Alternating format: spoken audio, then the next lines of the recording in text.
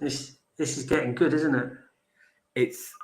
It's worryingly good. I know. I don't know. I don't know. Enjoy the ride. Enjoy the ride. Enjoy the ride. Yeah, but do you know what happened yesterday to me? Did you Do you know start to what? believe Do you know what happened yesterday? when I Man was City got I their was 95th minute? genuinely pissed off that you sit. I listen. You talked earlier about an emotional response. I did not know. I didn't like intellectualize or rationalize a response when City got that penalty. It reminded me of every 95th minute poxy winner that Manchester United got under Sir Alex Ferguson when we were going head to head. I had a real kind of, it ruined my evening. I haven't acknowledged that to anyone, but I was like, I'm really miffed that they've got. So I'm like, that was, I didn't anticipate that because I assumed that City would win that game comfortably. We all did. I'm So the like, subtext being, it's yes, because you started to believe. it is. and then Weird. what always happens when that's not true. But it always feels what always feels like happens. The second I feel and think that is that we go and cock up somehow. But we just like dominated Chelsea at Stamford Bridge in a very comfortable 1-0 away win. Yeah, that's the weirdest thing. Like, I'm tapping my fingers watching it because I'm too invested in it. Yeah. But when I've stepped back, and it was obviously a few hours ago, like it would have been a real robbery had we not got all 3 points. We were so much better. We were solid at the back, although we weren't really trouble. Chelsea were disappointing. The transition from back to front was sublime. Pretty much all game. And it was just that little bit of lack of ruthlessness at the top would be the only sort of disappointing thing. But yeah, we had a couple. Wonderful play. Our two attackers who aren't really scoring at the moment, Ødegaard and Jesus. Now, don't look. I'm not here to talk about Jesus and his goals. The guy starts every game, as far as I'm concerned. His lack of goals is a complete sideshow. Totally agree. But it would be nice if Ødegaard or Jesus had taken one of their two chances, just for my nerves. I mean, Ødegaard's got to go with his other foot. Yeah. When he's in an easier position, yeah, surely. Don't cut back inside. I know the temptations, but you telegraphed it for the defender. It was too easy. But did Jesus not think that cross was coming through? He got to it, and I tell you what, I think. I don't know. If it was anyone else, I thought they were expecting a hit from the goalkeeper. But he doesn't seem to mind that. Maybe he got that bang on the head against Liverpool. Was it Liverpool or Spurs? I think it was Spurs. And then maybe that's knocked his confidence a little bit in terms of the head, but because he's a brave player. I wouldn't ordinarily suggest he'd pull out of it or go into a tackle or a collision like that. But that's the only thing I can think of because he got to the ball. And what a move. Oh, my word. That would have been like goal of the season. There, done and dusted. Like I said, at times we played some really excellent football. It was the car. You said it during the game about how Saliba's just like ice running through his veins. It's just ridiculous. I used to say that. I'm sure I said all last season that I've never really seen anyone as calm in defence as Ben White. And Saliba's just gone, hold my beer. Hold my beer, yeah. It is unbelievable. And Ben White's just moved to right. By the way, Ben White, a centre-back, has been told to fill in at right-back and has just owned the position. And is keeping one of the league's best right-backs out of the role. And is arguably the best right-back in the league at the minute. I'm not saying he's the best right-back in the league, but at the minute, on form he is. On form, it's unbelievable. and he's He's still not so getting good. into the. Is he in Southgate's 55-man squad yet? I hope not. No, I hope not as well. But 55-man squad, by the way. yeah. I mean, should I clean my boots? No, Is that the no. way he's going with it? No, I haven't seen you play, but I've heard. Put it this way: but how defensive England play, I don't think it's going to be a worry. My, troubling lack of pace. Yeah. No, it like see non-Arsenal friends of mine, and I have one or two. They messaged me throughout the game saying this is as easy a game. They're there for the taking before we scored. Then when we scored, this is the easiest one because they're looking at it impartially, objectively. Mm. Whereas I was looking at it on William Hill. No. I was watching it, getting more and more wound up to the point where, I mean, we've been at a family do this afternoon, but my wife was like, "Yeah, I'm going to go get ready now because it's really awkward being in the room with you." I was getting more and more wound up. Yeah, because you started to believe, even though you're not admitting that. But I think what was in the back of my mind was I was really worried because we were playing so well and dominating so much. I was worried about another Man United. Yeah, the sucker punch. Where well, that's we played well. I think that's the 10th Big Six game this season, and we're the first team to win away. We're the first away victory. And then Liverpool did it. Oh, Liverpool then did it straight after us. Yeah, we got there first. And I'd have perfectly. I mean, it's a perfect. Yeah, that was it. There were 7 wins and 2 draws from the away from the home teams. Because of course, Man City lost to Liverpool, didn't they? So. And City have only played 2 Big Six games. We've played 4. We've played 4, and we've had the easy start. Well, that's it. Like your ticker says at the bottom, we haven't played anyone yet. So yeah. So it's. I mean, I will sacrifice losing at Old Trafford if it takes us keeps us at the top.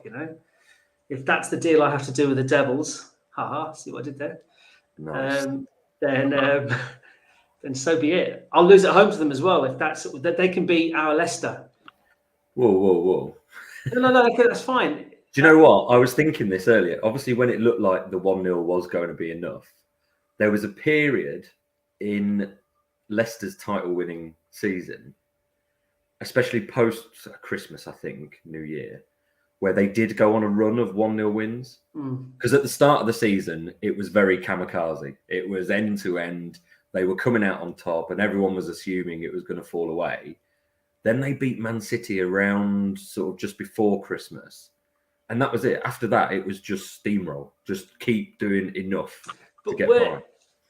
I think we're very different to them. Stylistically, totally. The fact, I mean, they were very much the underdog right the way through, right to the end of the season. We weren't actually the underdogs for today's game, which worried me a little bit because Chelsea were almost less fancied than us at home against us. I mean, when was the last time that happened? No, I don't. I mean, that's our 3rd win there in a row, but that's irrelevant. Those games are but it's the authority with which we did it today that's the thing, that sticks most. It's like we didn't shoot ourselves in the foot. The fact is we've had 14 league games? No, 13 league games. 13, 14. I don't know. 13.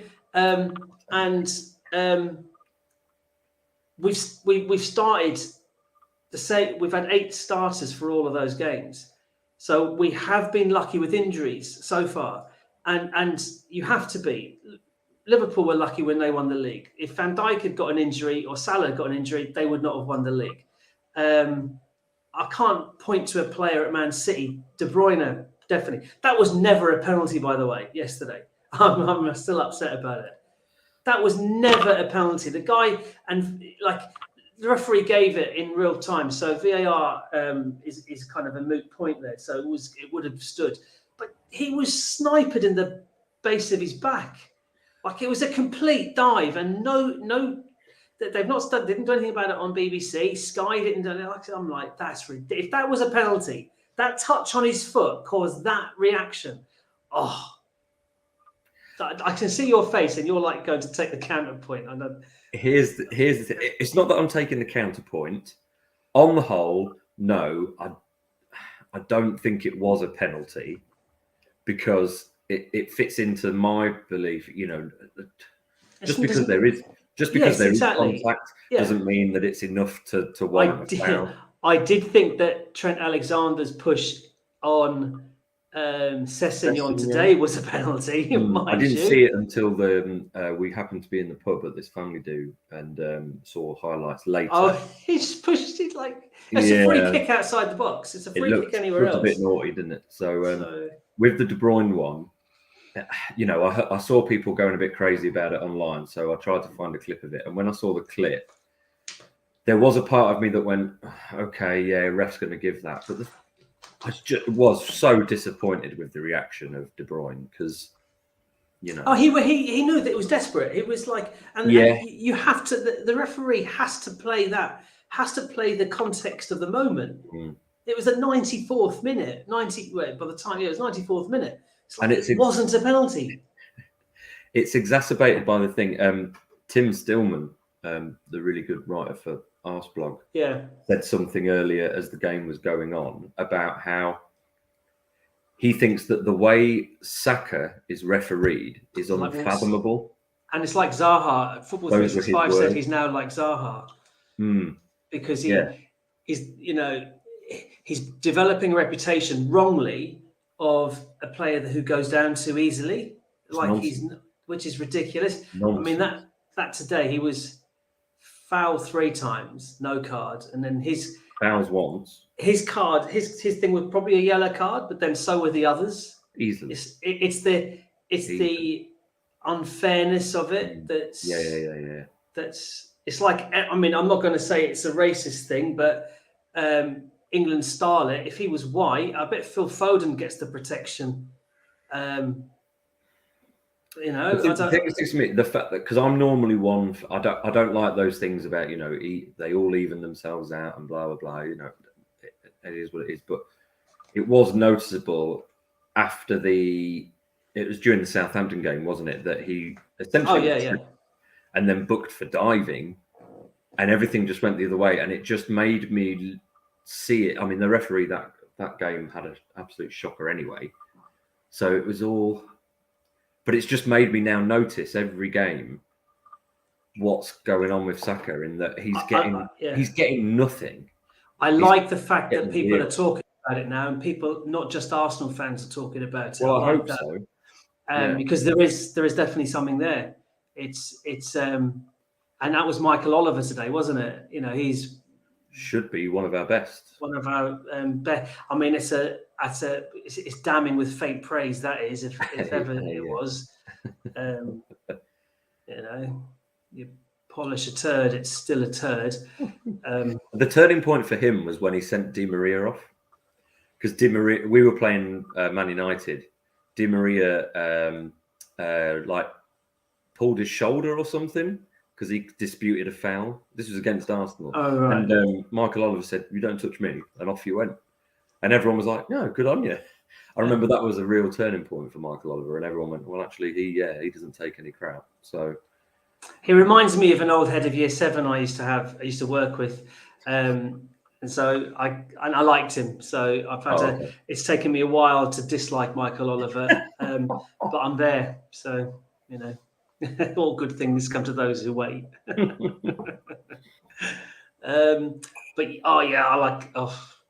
I don't know. It's like I'm not convinced we'll lose at Wolves. Don't say that. I'm going. No, I'm convinced. I said I'm even more convinced now. Shut up. What was your last away game? Leeds, I think. Was it? Oh, you didn't go to Southampton. Okay. No, I didn't go to Saints. Okay, that's fine then. You can went to Leeds. We won. We shouldn't have won, but we did. Because Wolves now got their manager, haven't they? The former Spanish manager, but he doesn't start till Boxing Day is his first game. He doesn't take over or anything. And Wolves lost again. Lost at home to Brighton after going certainly they were 2-1 up. They lost 3-2. I mean, Brighton are good, but But it's the last game on the Saturday. So I think I think United play on the Sunday, but So does City, I think. No, City play on a Saturday morning. Oh, do they? Oh, okay. I'll just tell you that it's 13 games we've played this season. Yeah. We're only 5 points off maximum points, and it's like early November. Saturday 12:30, Man City home to Brentford. Oh, they'll win that. Yeah, Liverpool home to Southampton at 3:00. Spurs Leeds at 3:00. They'll win that. Kulusevski made a big difference when he came on, so presumably he'll start against Leeds. That'll make. Although something's cooking at Leeds. Leeds are in this situation where it feels like there's just not a dull game. No, and I think I just think Spurs will have too much for them. They will probably have too much for them, but I think prepare yourself for drama. So because Leeds are just crazy. There's an interesting one at 5:30. Then Chelsea go to Newcastle. Now Newcastle aren't that far behind us. Well, actually, you know what? Someone drops points there. It's all good. Yeah.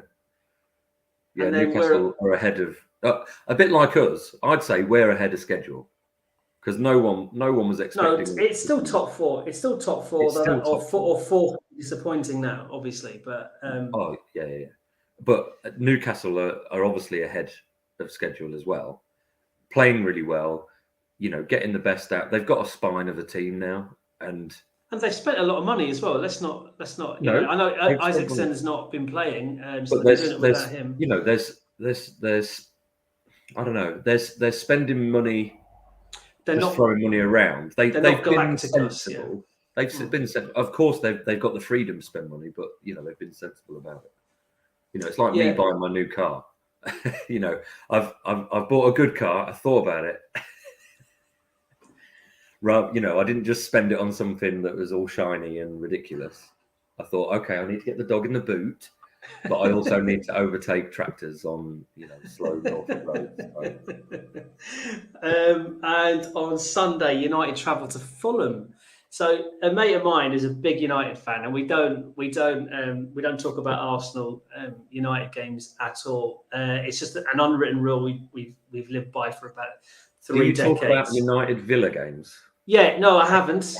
But he was talking to me about Arsenal Chelsea first. But I don't rub. It'll be enough for him to receive my silence. But what he said after they got there, because they snatched that 94th minute equaliser at Chelsea in their last game before in the league, and he was like buzzing because of that. No, sorry. Did United go 1-0 up and then Chelsea equalised late on? Or was it a Chelsea penalty? No, it was a Chelsea penalty, and then Casemiro scored the header late on, right? So he was buzzing after that, and he was like, but this is the difference between, and he knows this. This is the difference between me as an Arsenal fan and him as a United fan. His reaction to that was, right, we've got 3 winnable games now. Great, brilliant. My reaction to beating Chelsea, we're going to get battered against Wolves. That was my reaction. Yeah, I said totally. So, and I looked at the fixtures he had, and they were. I can't remember who did they beat. They just beat someone before? Well, they played Sociedad in the Europa. No, before that. Who was their league game before that? Because they travelled to Villa, and then they're travelling to, or maybe it was like we got 2 winnable games tonight. Maybe, and I thought Villa away and Fulham away. That's not. I'd be a little bit apprehensive about those 2 games, Fulham, especially certainly, because Fulham look okay. Actually, they look really quite strong. Yeah, the best Fulham in the Premier League for a long time. Mitrovic didn't play against. Did he not? City? No, he wasn't in the team, so they did particularly well. Well, Pereira, who they signed from United, he looks, he's benefiting massively from playing regularly. So. Right, they beat West Ham 1-0 at home, right? Yeah. So their three games were West Ham at home, Villa away, and Fulham away. And he was like very confident they'd get 9 points from those 3 games. That's how he was looking at it. And I'm like, what does that feel like? That must be lovely. I've never. I don't know what it is, but there must be Arsenal fans like that. I don't know any, yeah. but. No, there's about 4 of us at the school, and were all of the same, exactly the same mentality. It's like this season in particular, it's like a secret club we got going. We kind of making eye contact, catching glances, and we're like, do we talk about it or not? Let's just move on. Let's forget about it. Let's just one game at a time. Here's a question for you, because I wasn't a match-going fan when at the time of the sort of Wenger era Invincibles, that kind of thing. Were Arsenal fans like that then? Right. Funny. There's lots of things that time erases. But what I do, and this is what struck me today, with the dominance, the authority we had. Control. That's the word I used in the commentary. Right. So control. Wenger's best teams had that. Yeah. There were against United. Those games were helter skelter, harem scarum. You couldn't unpredictable, and you had odd games that were like that as well. And but today was the first performance that really, really had the hallmark of a Wenger Invincible team. That authority, all of that. It's like we do it. Take what I mean. I'm saying this. I'm thinking, well, shut up now. Stop talking. Wolves away. It's like, how will Wolves view our team? I'm assuming all 11 players that started today will not play against Brighton midweek. Oh. Turner's back on the bench, so I'm assuming we can bin off the League Cup. I do not care. Play the under-23s and get El Neni in the playing, starting a game. Cedric, Holding. That Tierney, obviously. I mean, he's the midweek player now, isn't he? Unfortunately for him, but that's the way. But it can change. Did a job when he came on today. Did a job. Could change really quickly, like it has done already.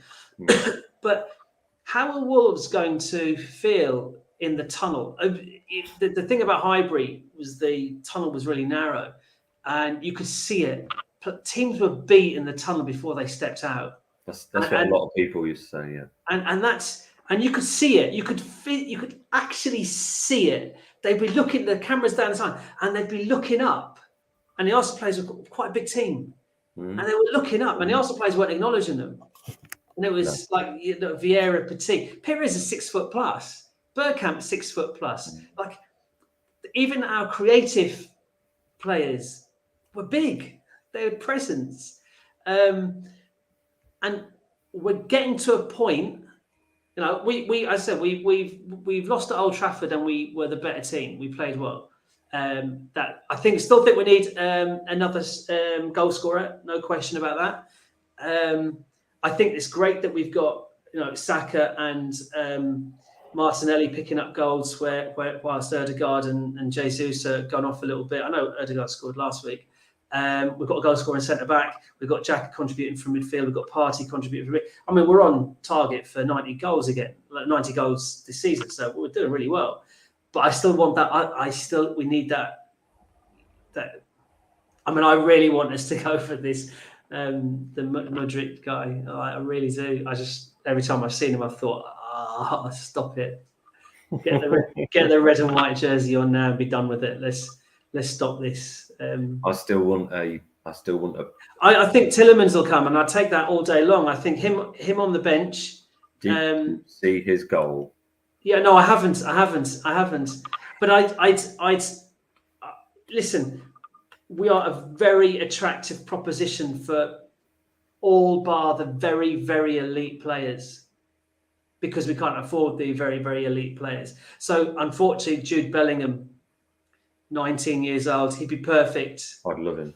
Yeah, but 150 million, so we're out. No. It's going to be Real Madrid, Barcelona. They'll find the money down the back of the sofa as per usual. There's still outside rumours. There's some people confident Liverpool might do something. No, Liverpool is and I reckon there must be something quite historical with that, but if Liverpool do not finish top 4, maybe he'll wait a year at Dortmund. He's in no hurry age-wise. Yeah.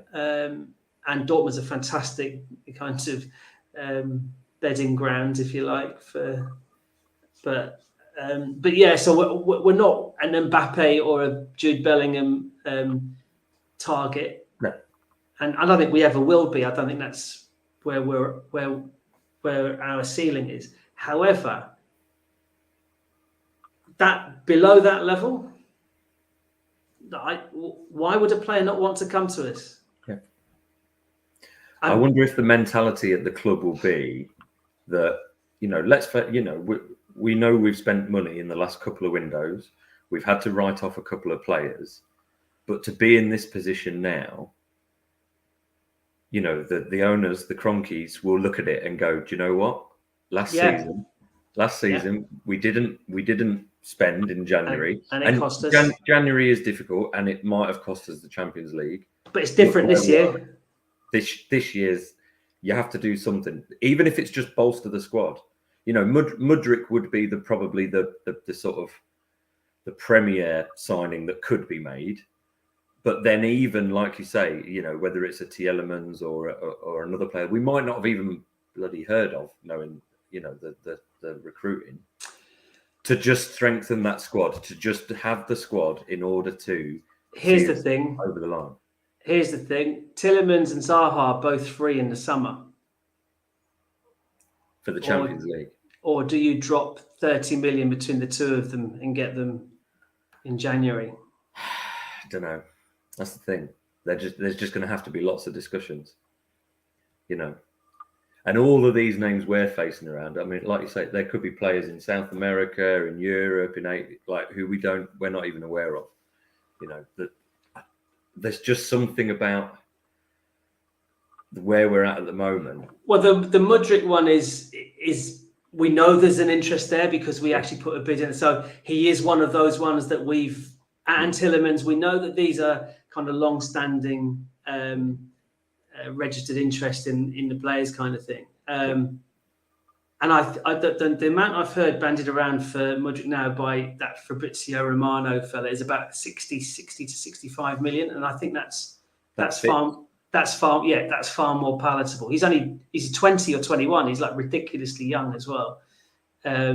So even dropping that much money on him, you could.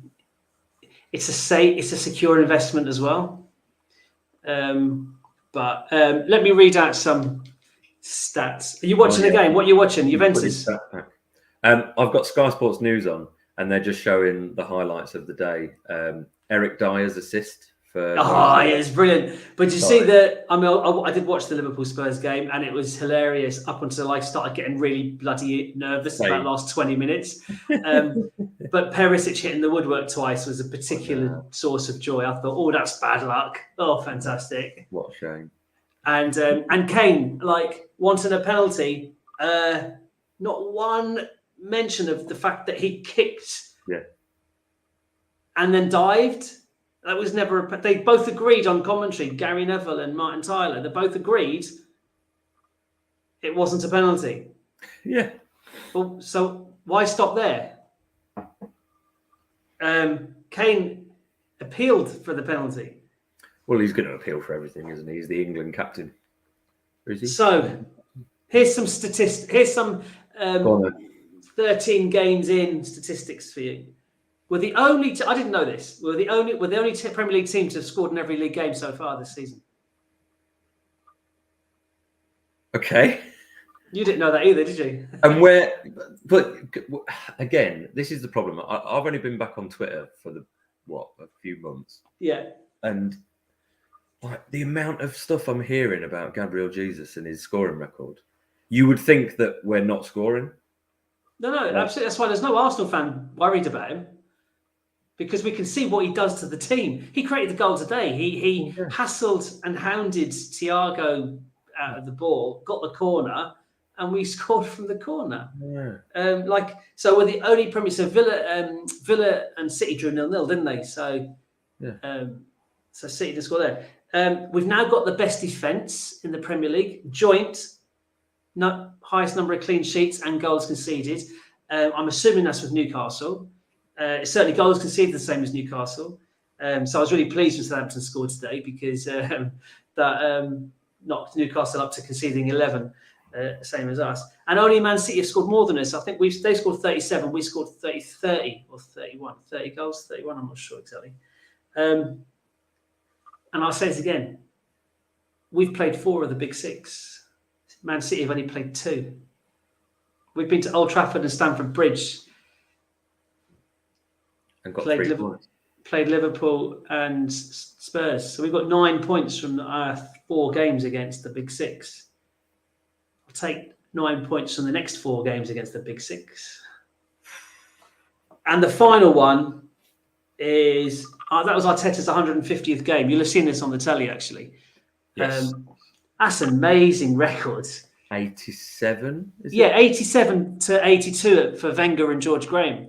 And the Wenger one in particular, Wenger inherited a pretty decent Arsenal team.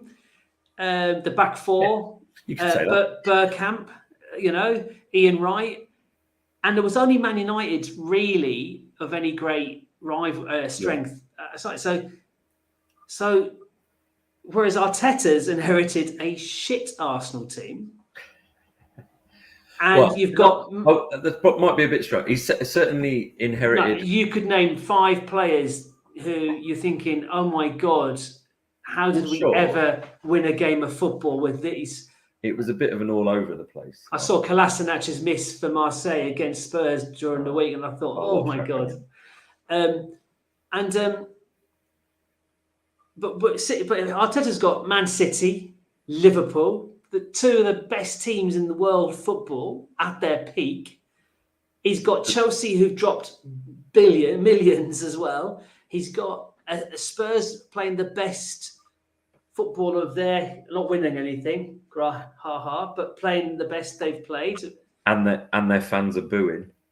Yeah, no, it's fantastic. No, this is like 3 years ago when Arteta took over. Oh, right, okay. Yeah, so Arteta's has got all this, and Man United, who spent as much as Man City, 1.5 or 1.25 billion or whatever it is, and yet he's got more wins out of his first 150 games than. And what was that was the people, the Arteta out brigade, were using the comparison between Emery's last 50 and Arteta's first 50 games a while ago, saying they had identical records. So obviously winning 11 of the first 13 games this season has helped that graphic, but still, that's pretty impressive. I don't need to convince you that Arteta's doing a great job. We're fully on board with that. Probably since that City game was it January this year? God, January still this year. 9 months ago, crazy, isn't it? Yeah. So they're my stats. In terms of the cold hard stats, it's just hard to look anywhere and see anything other than brilliant, I mean, the worry still is a small squad and injuries to key players, and the World Cup will be a bit of a nervous time for us, as it is for everyone. For sure. And yet, when you look at our squad, who are the absolute guarantees of going to the World Cup? Partey. Ramsdale will be in the squad. The England squad, but he won't be the starter. Partey definitely, and he'll be the captain and all that kind of stuff as well. So Partey is centrally, and we've spoken before that if there was one position in the squad where we need a definite improvement, should Partey go out, that's the one. We can lose players in almost every position and do okay, but that one. Well, I think someone picked. I think that we've got 8 players who could go to the World Cup, so it's not a huge amount. Well, that's the thing. Xhaka will go. Xhaka and Partey are the 2. Xhaka and Partey is absolutely key, and that will define where we are. But there's still no guarantee that the likes of Martinelli or Gabriel Jesus will go. Yeah. Saka will probably, you would assume, will be in the England squad. Ben White's not guaranteed.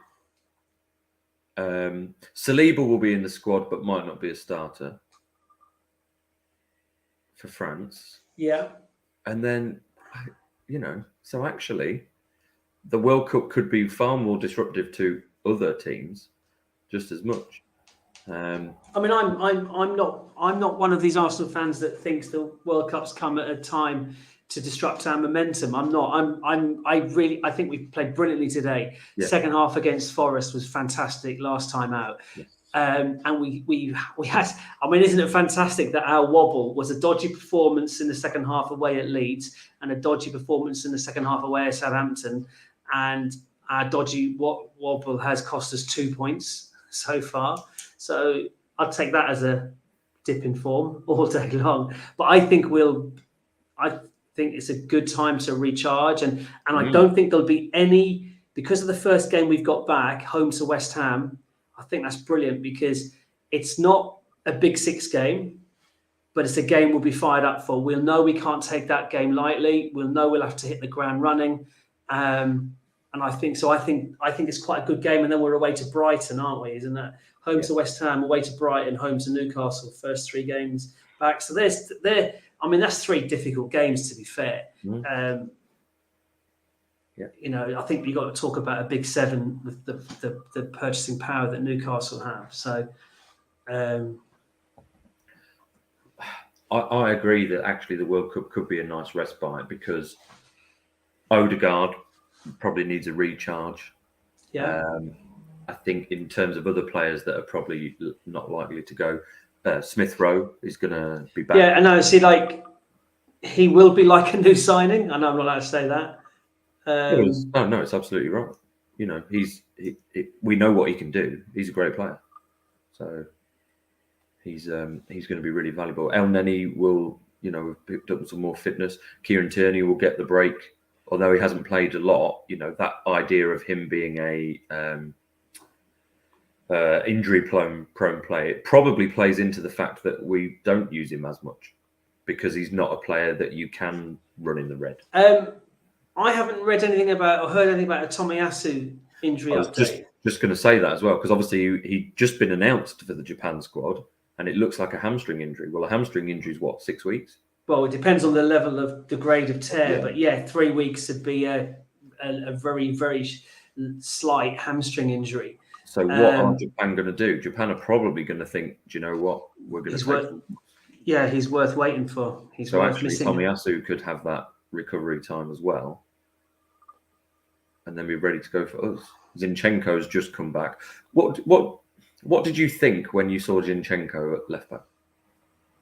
I was surprised, but I think you sent me the link to the article by Tim Stillman for Arsblog. I think I had read it already, where he talked about Tierney's skill set and how it didn't suit what he doesn't want, the overlapping, marauding fullback, because he's got Martinelli in that position, or and Xhaka, yeah, absolutely, and he wants his fullback to tuck in. So that's what Tomiyasu does, and that's what Zinchenko does. Yeah. So I was surprised because of how long he was out. And did he play the whole game? No, he did come off. Tierney came on with about, 10, 15 minutes left. Right. And did a job. Just, it was all about containment really at that point. I was surprised because it was Chelsea. Bringing a player back after a long spell out and against, a dangerous opposition away. I don't know, it felt like a risk. But then at the same time, he played really well. Yeah, I caught a couple of moments, but I said this to this same Man United mate of mine before the United played Chelsea at Stamford Bridge, and of course this is when I was in a position to be objective, and I've said it to you as well. Everyone was like banging the Graham Potter drum, doing really well, and I did say to you, and I said on here, and I said to my mate, I said, yeah, but okay, so he's won 4 games, but the opposition have been crap. They've been average, and I thought he's not. And I've watched like the Villa away game. How Villa didn't score 2 or 3 goals in that first half, I'll never know. It was the Kepa show, and then the first time they played decent opposition was away at Brentford, and they drew 0-0, and then they drew with United 1-1, and then they lost at Brighton. And I was all the time saying, like, yeah, look. And Brighton, because of this, you like the narrative. Brighton had the narrative of Potter returning. Had Potter taken all their backroom staff, and so I thought so they were well up for that. And that result was probably one of the most telegraphed results. No, not the 4-1 nature of it, but the win, certainly the performance from Brighton. If they could take their chances, you knew Brighton would actually do really well. And he changes formations mid-game, not even from game to game. And so as before Man United went there, I said to my Man United mate, I think it'll be tight, but I think you'll win. I don't think they're I don't think they're that good. But I've lost my thread. What point was I making? I haven't got a clue. Well, we're just talking about the opposition and going into the game. We were talking about Zinchenko starting. Yeah, so actually, away at Stamford Bridge, what's good is Arteta's playing his team for his strategy, his whatever the word is. He's not the idea of imposing yourself and your tactics. He's not tweaking his tactics to suit the opposition. Well, not in terms of formation, at least. I'm sure he is like kind of on a more micro level, specific plays and patterns and so on. Definitely, but not the bigger picture. He's sticking. No. Why would he? He's got we've got goal threat from every position almost. Now, Tierney scored midweek. Fullbacks haven't scored. It was, yes. Fullbacks haven't scored.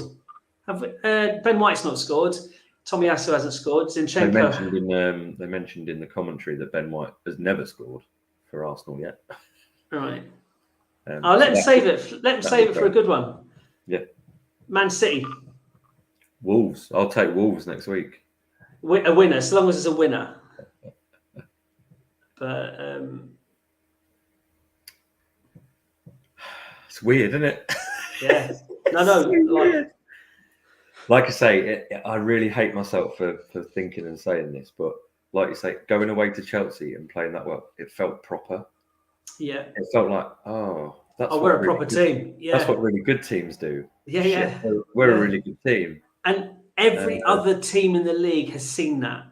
This is my point about the Wolves game on Saturday, and I say it with the caveat that I still think we'll lose, because they'll be a little bit fired up over for us as well. Like last season, we got under their skin quite a bit, didn't we? So, yeah. But again, that's exactly the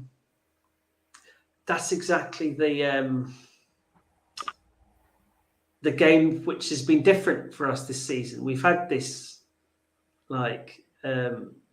okay, well, so that's happened, right? So this is normally what we'd lose this game, or we'd concede a goal now, and it's not happening. I mean, it did at Southampton, but yeah, I don't want to win every game by a single goal. Well, I do, I'll be fine, but I don't want to have to bank on winning every game by a goal. Well, there was that similar pattern to the game today as there have been previously, where it was a fast start.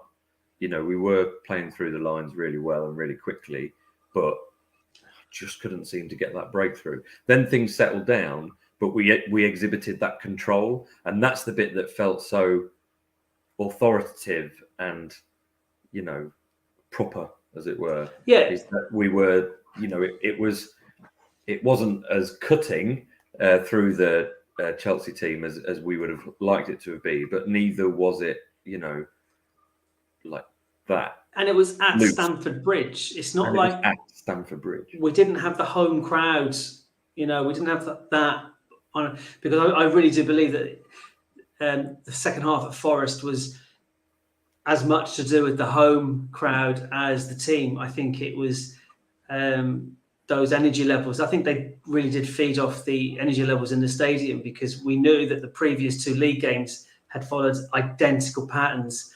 One goal up, other chances, didn't take them, half time, here we go again.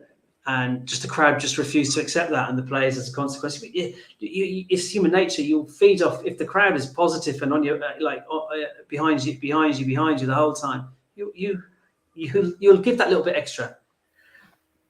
And that's why great away support again. Yeah. And I really Did you hear Xhaka's post just about to mention that. I love Xhaka's little tete-a-tete with Chalobah in front of the away fans, but then to swear at PT, he is just loving life at the minute. Is he one yellow card away from a suspension? So Saliba, Oh. yeah, but because obviously there's that reset point. Yeah, I don't think it's like because there's any yellow card against Wolves then they're missing the West Ham game. But would it? I mean, if you're running the league, you'd surely just do a pre and post World Cup, no? I don't know. I think it's number of games, isn't it? Oh, okay. Because Bruno Fernandes was suspended, wasn't he? Because he picked up he got to 5. He's the first big name player I've heard of. I mean, Xhaka was suspended for the Europa League game. But will they not be suspended? Is that just Premier League or is he missed today's game, didn't he, Fernandes, because he was suspended. He had picked up his 5 yellow cards. That's probably for being an annoying little twat. I can imagine those 5 yellow cards are all for mouthing, in the referee's ear. And I think we shouldn't sign off without acknowledging Gabriel's wonderfully petty tweet again. Nothing personal. Yeah, but I mean, you're Chelsea and you're the PR media branch of the club. What about that seemed like a good idea? That was. But it's one of those things. That was a BT thing. Obviously, they have their media commitments. So but Aubameyang doesn't have to agree to that. He doesn't have to say it. No. But footballers are. They're doing their thing. The director's talking to them. They're just going to do. How many of them are really going to have that sort of self-confidence and self-awareness to say, "Yeah, I'm not saying that." I mean, it's only a small few. And Aubameyang loves the camera, doesn't he? He is that kind of guy. I mean, yeah. If it was BT Sport that did it, they were licking their lips at that one. I'm sure there's a video doing the rounds where it is the raw footage of that thing. Oh right. And the director is just going, okay, well, it's obviously Arsenal at the weekend. Why don't you say this? And then he says it. Why don't you say this? And then he says it. And it's just kind of like back and forth. So once the director, it's very clever by the director. The director's probably in a rhythm, and he knows. He just keeps going. And just remove him from it. There you go. Nothing personal, but I'm a blue now. 8 touches, was it? All game? 8 touches. And you talk about your 2 non-scoring number 9s. He had 8 touches. Jesus had 62 touches. Right. Jesus, yeah, exactly. I'll take being top of the league, having scored the second most amount of goals. If our number 9 isn't a goal scorer, I'll take that. Oh yeah, like, there's no Arsenal fan. I haven't heard any. I mean, look, I don't get me wrong. I'd love him to be scoring goals, and well, this is it. Of course, it's not. It's not. It's not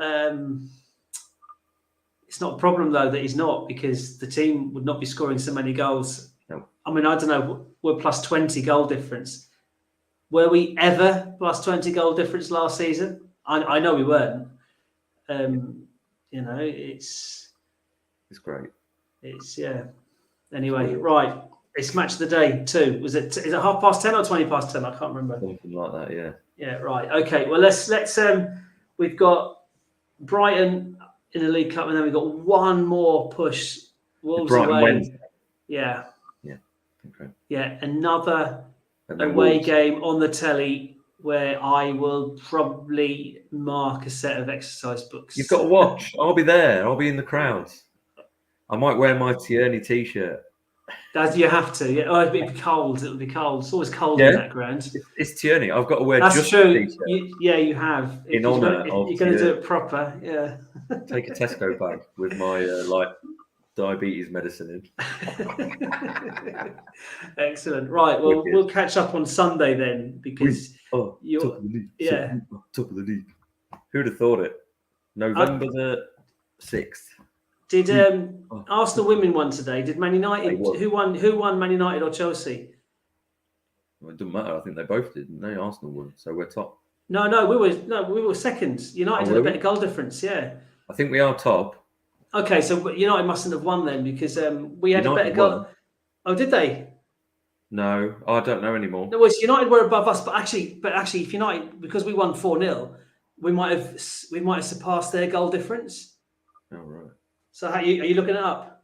Sort of. Hang on. We won 4-1? 4-0. 4-0. Yeah. Football. Table. WSL. No, we don't. Women's Champions League. Women's. Yes, scroll down on the BBC. You have to scroll down. Women's Super League. Here we go. Yeah, we're top. Goal difference. 6 goals. What's the goal difference? We've got plus 17 and Chelsea are plus 11. We've got a game in hand on them as well. No, but we've got more points than Chelsea, though, haven't we? No, 18. Oh, was it Chelsea? I thought it was. I thought it was just Man United and Arsenal who had the. Arsenal women played 6-1-6. No, yeah, right. So Chelsea, yeah. So Chelsea I knew that. Yeah. more. So Chelsea, I knew it's only Arsenal United had a maximum 5 wins from 5 games before today. Right. And so, but Chelsea beat Man United today then. Yeah, because United were above us on goal difference. You can vote for October's goal of the month on the BBC website. Yeah. And I think I might be voting for Tony Adams. Tottenham. For Tony Adams. Tony Adams. He got through again. I know. It's some people are getting really wound up. They don't understand the Arsenal social media. Even better. I know. Even better. Isn't it fantastic? The right people are getting wound up now. I can't remember those other games. So I'm just going to go for Partey. Partey, vote now. Bosh. Right. Okay. Yeah. The advert's coming on. I'm going to put the kettle on and enjoy a perfect match of the day. On that note, we'll see you on Sunday. Yes, Sunday, because the game's on Saturday. So we'll catch up on Sunday. Oh yeah, I'm not doing a 1 o'clock in the morning. No, nor me. Anyway, all right. So take care. We're top of the league.